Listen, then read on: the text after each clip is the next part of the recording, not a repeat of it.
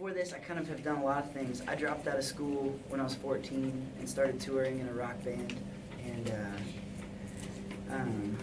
kind of did that for a while and ended up putting some songs, like some solo stuff on the internet, and became the #1 MySpace artist when I was like 16.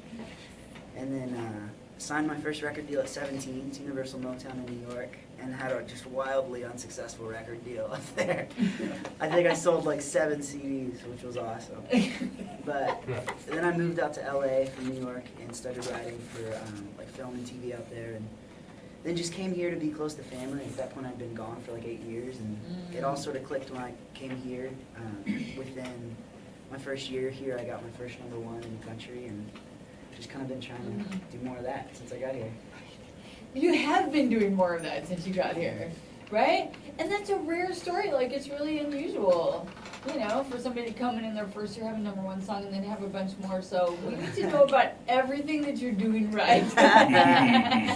Well, it definitely, for me, had a lot to do with, like, just timing of where I ended up. Because everything that I learned from the other markets, like I worked in urban in New York and in pop in LA, and grew up listening to country, and now country is sort of all of those things.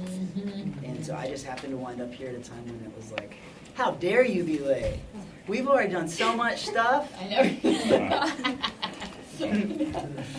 No, but I got here at a time when it was all kind of melting together, and I was able to sort of just keep doing what I do anyway, and it just kind of clicked.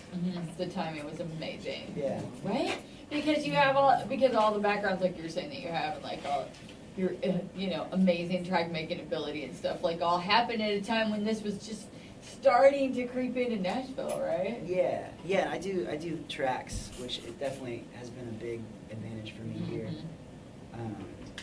Just because, I mean, for a lot of reasons, really. It's if you have a publisher that's having a pitch meeting and they get pitched, you know, 20 demos, and you know, 15 of them are band demos, the way everybody does it. Sometimes even if yours sounds less good, it just sounds different, and that is enough to catch their ear. And then also, I'm able to turn in a lot more quantity of demos because I demo everything every day.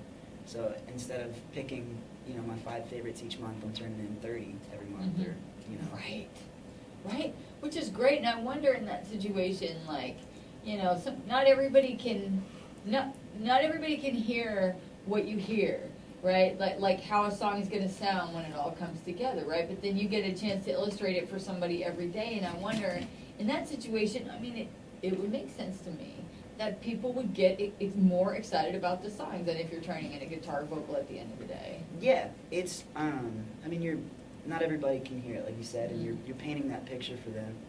But, I mean, people do still get cuts off of guitar vocals. Like, what was that Luke Bryan song, Play It Again, got cut over the phone.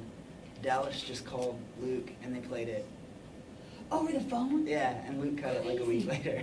So, I mean, that can happen. That's not the normal story. That's so weird. Especially because music sounds terrible over digital airwaves, too. Yeah. You know? Yeah, that doesn't sound great. No, that's amazing. So, okay. So you come here and you start writing, and I want to know, like, what was different for you here than the writing that had come before? Like, because everybody comes to Nashville and they're always like, I learned so much from being here. Did you feel like you learned a lot from being here, and how did things change? I definitely did.